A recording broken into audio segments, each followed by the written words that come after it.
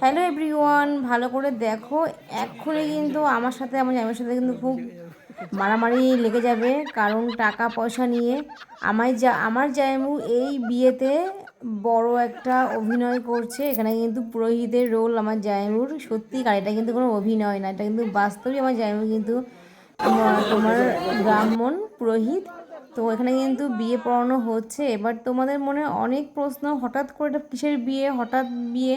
হ্যাঁ, এটা হঠাৎই বিয়ে হচ্ছে। একদিনের দেখাশোনাতেই কিন্তু মানে ঠিকঠাক হয়ে গেছে। কালকে দেখতে এসেছিলো আর আজকে কিন্তু বিয়ে, মানে একটা দিনের দেখাশোনাতেই ছেলে মেয়েকে থেকে পছন্দ করেছে এবং মেয়ে ছেলে থেকে পছন্দ করেছে, এই জন্যই কিন্তু বিয়েটা হচ্ছে। তো হঠাৎ করে বিয়ে। তো অনেকে বলবে তোমরা দিদিভাই এই যে বিয়ে হচ্ছে তোমার সম্পর্ক কী? তো আমি বলি, এই যে আমার যে বাবা আছে, বাবারা কিন্তু চারটে ভাই। চারটে ভাইয়ের মধ্যে এটা কিন্তু আমার মেঝো জেঠুর মেয়ের ঘরের মেয়ে, মানে সম্পর্কে আমি হই মাসি, বুঝেছ?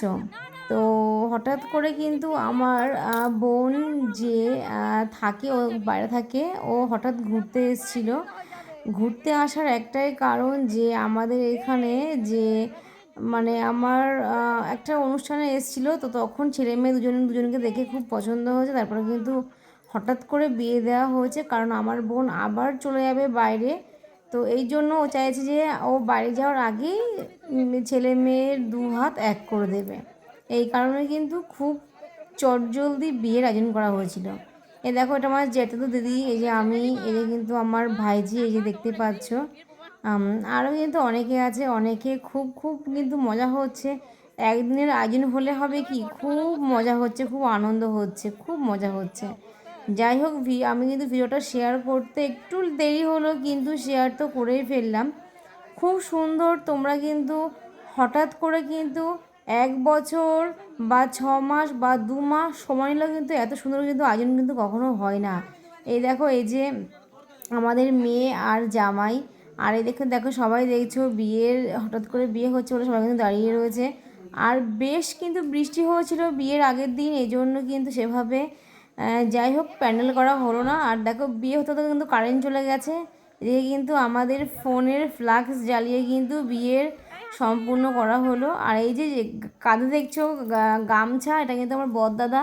আর এই যে কিন্তু প্রশান্তদা, ওরা কিন্তু এখন ওদের সম্পর্কটা জাস্ট মানে করা হচ্ছে, মানে আমরা কে কে কী হই তাই আমাদের জামার সাথে কিন্তু পরিচয় দেওয়া হচ্ছে। তো বেশ কিন্তু ভালোই লাগলো। বিয়ের পরে কিন্তু খাওয়া দাওয়ারও কিন্তু আয়োজন আছে।